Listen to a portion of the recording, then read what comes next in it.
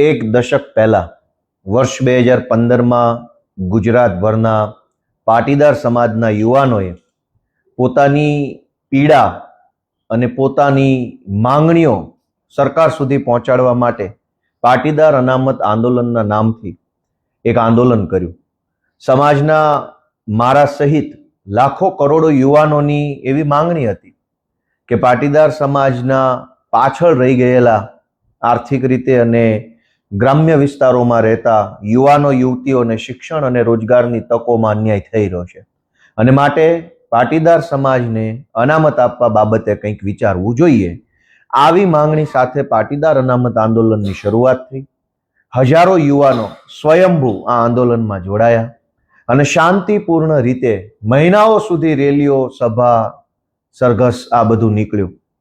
કોઈ પણ જાતની હિંસા નહીં, કોઈ પણ જાતનો ઉશ્કેરાટ નહીં, માત્ર પોતાની વ્યાજબી વાત વ્યાજબી રીતે શાંતિપૂર્ણ રીતે સરકાર સુધી પહોંચાડવામાં આવતી હતી.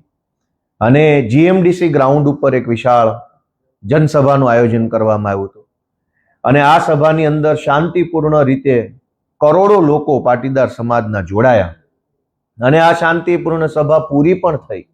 શાંતિપૂર્ણ રીતે પૂરી થયેલી સભામાંથી લોકો જ્યારે પાછા જતા હતા, પાટીદાર સમાજના આગેવાનો, યુવાનો, વડીલો, ત્યારે એમની ઉપર લાઠીચાર્જ કરવામાં આવ્યો. જીએમડીસી ગ્રાઉન્ડ ઉપર લાઠીચાર્જ, પછી ગોળીબાર કરવામાં આવ્યો અને 14 જેટલા પાટીદાર સમાજના નિર્દોષ વ્યક્તિઓને ગોળીઓ મારી દેવામાં આવી. ગુજરાતના ઇતિહાસની સૌથી કલંકિત ઘટના આ પાટીદાર આંદોલન દરમિયાન ગોળીઓ મારી એ ઘટના બની છે. સરકાર ઉઠીને ગોળીઓ કેવી રીતે મારી શકે? આ કોઈ અંગ્રેજો નથી, આ કોઈ ભારત પાકિસ્તાનનું યુદ્ધ નથી. આ આપણા જ દેશના, આપણા જ રાજ્યના, આપણા જ પોતાના યુવાનો છે, જે યુવાનો ક્યારેક ભાજપ માટે ચૂંટણીઓમાં કામ કરતા હતા, ભાજપનો પ્રચાર કરતા હતા, બૂથમાં બેસતા હતા. એવા જ લોકો ઉપર ભાજપની સરકારે ગોળીઓ ચલાવી, જાણે કે બે દેશ વચ્ચે યુદ્ધ થઈ ગયું હોય. એ વખતના નેતા, હાલના ભાજપના ધારાસભ્ય હાર્દિક પટેલ સહિત હાલના ભાજપમાં જોડાયેલા બધા જ આંદોલનકારીઓએ એક સ્વરે એવું કહેતા હતા કે જનરલ ડાયરના ઈશારે આ ગોળીબાર કરવામાં આવ્યો છે. મુખ્યમંત્રી આનંદીબેન હતા, નીતિનભાઈ હતા અને સમાજ એવું માનતો હતો કે કદાચ સમાજના નાતે મુખ્યમંત્રી કે નાયબ મુખ્યમંત્રી આવું કામ ન કરે, કંઈ પણ ઘટના બને, પણ સમાજના દીકરા દીકરીઓ ઉપર ગોળી ચલાવવાનું કામ નીતિનભાઈ કે આનંદીબેન કરે નહીં, આવું માન્યતા એ વખતે હતી. અને આજે 10 વર્ષ પછી નીતિનભાઈ પટેલે એ વાતનો ખુલાસો કર્યો છે. નીતિનભાઈ અમારા સમાજના પીઢ આગેવાન છે, અમારા સમાજના નેતા છે, એમણે અમારા સમાજને ખૂબ નેતૃત્વ પૂરું પાડ્યું છે. પહેલા તો હું એમનો આભાર માનીશ કે કંઈ વાંધો નહીં, મોડા તો મોડા, પણ સત્ય કબૂલ્યું અને સત્ય સમાજની સામે મૂક્યું, એ બદલ નીતિનભાઈ સાહેબને હું આભાર માનીશ કે સત્ય તો સત્ય છે. 10 વર્ષ વહેલા કે 10 વર્ષ મોડા લોકો સમક્ષ આવ્યું કે આ ગોળીઓ મારવાનો આદેશ દિલ્હીના જનરલ ડાયરે કરેલો. હાર્દિક પટેલ એ વખતે ખૂબ કહેતા હતા અને તમામ આંદોલનકારીઓ કહેતા હતા કે જનરલ ડાયરના ઈશારે આ ગોળીઓ મારવામાં આવી. આ જનરલ ડાયર કોણ? 10 વર્ષે હજુ પાટીદાર સમાજને અને ગુજરાતને આનો જવાબ કેમ નથી મળ્યો? નીતિનભાઈ પટેલ પાસે આજે જવાબ નથી, આનંદીબેન પટેલ પાસે જવાબ નથી કે જનરલ ડાયર કોણ? કયા જનરલ ડાયરે પટેલના દીકરા ઉપર ગોળીઓ ચલાવવાનો આદેશ આપ્યો? હું આજે આખા ગુજરાતના પટેલ સમાજને વિનંતી કરું છું કે આ જનરલ ડાયરને ઓળખો. એ વખતે મુખ્યમંત્રીને ખબર નહીં, નાયબ મુખ્યમંત્રીને ખબર નહીં, ગૃહમંત્રીને કદાચ ખબર નહીં, તો મુખ્યમંત્રીની જાણ બહાર પોલીસ ઇન્સ્પેક્ટર કે એસપી કે આઈજીની હિંમત છે ગોળીઓ ચલાવવાની? તો એનો અર્થ એમ થયો કે પટેલ સમાજના મતના આધારે બનેલી ભાજપની સરકારમાં રહેલા એક જનરલ ડાયરે પટેલો ઉપર ગોળીઓ ચલાવવાનો આદેશ આપ્યો. આ જનરલ ડાયરને સજા કોણ આપશે? આ જનરલ ડાયરને કોણ પકડશે? આ સવાલ આજે પટેલોના મનમાં છે, એક પીડા છે. મારા જેવા અનેક યુવાનો આજે જે ભાજપ સામે લડે છે, એના મનમાં એક ઊંડી આઘાતની લાગણી છે. અમને હજુ દુઃખ થાય છે કે ક્યારે ન્યાય મળશે, ક્યારે જનરલ ડાયરને અમે તે સજા કરાવીશું. આજે અનેક યુવાનો એ પોતે એક મનની અંદર એક આક્રોશ લઈને ફરે છે. અને જો સમાજની માંગણી વ્યાજબી હતી, સમાજનો મુદ્દો વ્યાજબી હતો, તો સરકારે એ વાત માનવી તો પડી જ. પણ પાટીદાર અનામત આંદોલનનો હાથો બનાવી, ઉપયોગ કરી એની અંદર ષડયંત્રો કરી કોઈ જનરલ ડાયરે એ વખતની સરકાર ઉથલાવવાનું કામ કર્યું હોય એવું મારું માનવું છે. એટલે જનરલ ડાયરે નિર્દોષ યુવાનોને ગોળીઓ મરાવી, જનરલ ડાયરે પાટીદાર અનામત આંદોલનનો દુરુપયોગ કર્યો અને આ જનરલ ડાયરે આખા ગુજરાતને ડિસ્ટેબિલાઇઝ કરવા માટેનું કામ કર્યું છે. એ ગુજરાતની જનતા હવે જાણી ચૂકી છે. નીતિનભાઈએ કાલે કબૂલ્યું પોતાના ઇન્ટરવ્યુમાં જાહેરમાં કે નીતિનભાઈએ એસપી ને ફોન કર્યો તો એસપી એમની વાત માનતા નહોતા. એસપી ની આવી ઓકાત, એસપી ની આ હિંમત કે સરકારના નાયબ મુખ્યમંત્રીને પણ ગાંઠે નહીં. એનો અર્થ એમ થયો કે આ સરકાર એ વખતે પણ અને ત્યારથી લઈને આજ સુધી ખાલી કહેવા પૂરતા નામના મોહરાઓ જ છે.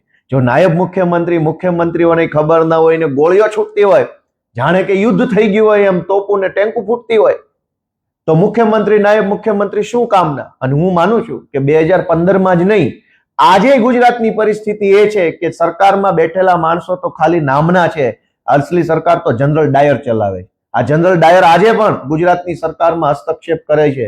ગુજરાતના ટ્રાન્સફર, પોસ્ટિંગ, મોટા મોટા નિર્ણયો, પ્રોજેક્ટની વાતો, બધી બાબતોની અંદર જનરલ ડાયર ઇન્ટરફિયર કરે છે.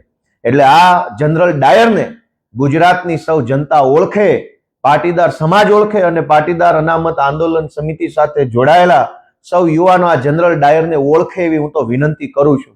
આજે પણ અમારા બધાના મનમાંથી જે યુવાનો પાટીદાર અનામત આંદોલન સાથે જોડાયા હતા એ યુવાનોના મનમાંથી આજે પણ એ વાતનું દુઃખ ઓછું નથી થયું.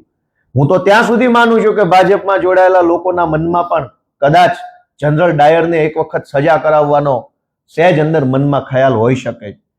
અંતે તો બધા સમાજના માણસો છે, સમાજ માટે લડ્યા છે, કામ કર્યું છે. કોઈ મજબૂરીમાં, કોઈ સંજોગોમાં જનરલ ડાયરના ચરણે થવું પડ્યું. પણ આ જનરલ ડાયર ખૂની, હિંસક માણસ, ગોળીઓ કરાવનારા માણસને સજા અપાવવા માટે અમે બધા હજુ બેઠા છીએ. અમને પૂરો વિશ્વાસ છે કે ઈશ્વર અમને શક્તિ આપશે, અમારો સમાજ અમને એક વખત સાથ આપશે અને જેણે ગોળીઓ મારી છે એ જનરલ ડાયરને જીવતે જીવ એક વખત અમે સજા અપાવવાનું કામ કરશું. જનરલ ડાયરને આખું ગુજરાત ઓળખે છે. હાર્દિક પટેલે પોતે જ પોતાના શબ્દોથી કીધેલું છે ભાજપના ધારાસભ્ય જનરલ ડાયર કોણ છે. હાર્દિક પટેલ જ્યારે ભાજપમાં નતા ત્યારે એને સ્પષ્ટ નામ જોગ કીધું છે કે જનરલ ડાયર કોણ છે. એ પોતે ઓળખે છે. આજે એ જનરલ ડાયરની સાથે છે એ વાત અલગ છે, પણ જનરલ ડાયર જેને ગોળીઓ મરાવી છે એને આખું ગુજરાત ઓળખે છે. અમે એને હાર્દિક ક્યાં અલગ હતા આંદોલનમાં? વાત તો ત્યારની છે. જનરલ ડાયર આજે છે અહીંયા ગુજરાતમાં જ છે. સારા માણસોના નામ લેવાના હોય, જનરલ ડાયરોના નામ ના લેવાના હોય. જે દિવસે અમારી સરકાર બની ત્યારે ખુલ્લેઆમ સજા કરશું ત્યારે તમે જોશો કે આ જનરલ ડાયર હતો. કોઈ સત્તામાં એવડી મોટી તાકાત નથી કે લોકોને અન્યાય કરી શકે. ક્ષણિક ઘડીક થોડોક સમય માટે આજ એનો સમય છે, એને ગોળીઓ મારી. કાલ અમારી સરકાર આવશે, જનરલ ડાયરને બતાવશું કે સત્તામાં તાકાત નથી, તાકાત જનતામાં છે. જનતા અમને આશીર્વાદ આપશે, અમારો સમાજ, અમારો પટેલ સમાજ અમને આશીર્વાદ આપે, તે દિવસે જનરલ ડાયરને અમે સીધો કરશું. માઇન્ડલી તમે ઓબ્ઝર્વ કરો તો એ પાટીદાર સમાજને એક રીતે ઉશ્કેરવાનો પ્રયત્ન 10 વર્ષ પછી ફરી એક વખત કરવામાં આવી રહ્યો હોય એવું માઇન્ડલી ઓબ્ઝર્વેશન લાગે છે. એના પછી તમારું આ પ્રકારનું નિવેદન છે, એટલે તમે અને નીતિનભાઈ બંને એક સાથે ઉશ્કેરવાનો પ્રયત્ન કરો છો સમાજને કે શું? સમાજ ભણેલ ગણેલ છે, સમાજ બુદ્ધિશાળી છે, સમાજ ચિંતન મનન કરતો સમાજ છે. એટલે કઈ હું કહું ને ઉશ્કેરાઈ જાય એવો સમાજ નથી. ગુજરાતનું નેતૃત્વ કરનારો પીઠ મોભી સમાજ અમારો સમાજ છે. હું કઈ બે શબ્દો બોલું ને આખો સમાજ ઉશ્કેરાઈ જાય એનો અર્થ એ છે કે સમાજની વિચારવાની ક્ષમતા ઉપર પ્રશ્ન ઉભો કરો છો. સમાજ ખૂબ સંયમી છે. સમાજે ગુજરાત આખાનું વર્ષોથી નેતૃત્વ કર્યું છે. ગુજરાતને ઘડવાનું, ગુજરાતને આગળ લઈ જવાનું, ગુજરાતની એક એક વ્યવસ્થાના પાયામાં પટેલ સમાજનું યોગદાન છે. આવો પીઠ મોભી અને સંયમી સમાજ મારા 4 શબ્દોથી કે નીતિનભાઈના 4 શબ્દોથી ઉશ્કેરાઈ જાય એવું કઈ બને નહીં. વાત એમ છે કે સત્ય બહાર આવ્યું છે. જે મુદ્દો હાર્દિક પટેલ, અલ્પેશ કથિરિયા, ગોપાલભાઈ ઇટાલિયા, વરુણ પટેલ આ લોકો 2015માં કહી રહ્યા હતા કે જનરલ ડાયરે ગોળીઓ મરાવી છે, જનરલ ડાયરના ઈશારે હિંસા થઈ છે, જનરલ ડાયરે સરકાર ઉથલાવવા માટે આ ષડયંત્ર કર્યું છે, એવું અમે 10 વર્ષ પહેલા કહેતા હતા. જે વાત 10 વર્ષ પહેલા અમે કીધી એ વાત 10 વર્ષ પછી ઈ વખતના નાયબ મુખ્યમંત્રી નીતિનભાઈએ કીધી છે. તો હું એમ માનું છું કે આ સત્ય બહાર લાવવાની બાબત બની છે અને સમાજની નજર સામે હવે બધી ઘટના આવી ચૂકી છે. શું આજે પણ હાર્દિક પટેલ અને ગોપાલ ઇટાલિયા એક છે? સમાજના નાતે તો એક જ રહેવાના છે. કોઈ પણ માણસ હોય, જ્ઞાતિથી મોટો કોણ છે? સમાજથી મોટું તો કોઈ બનવાનું નથી. ધારાસભ્ય બની જાય કે મંત્રી બને, શું ફરક પડે?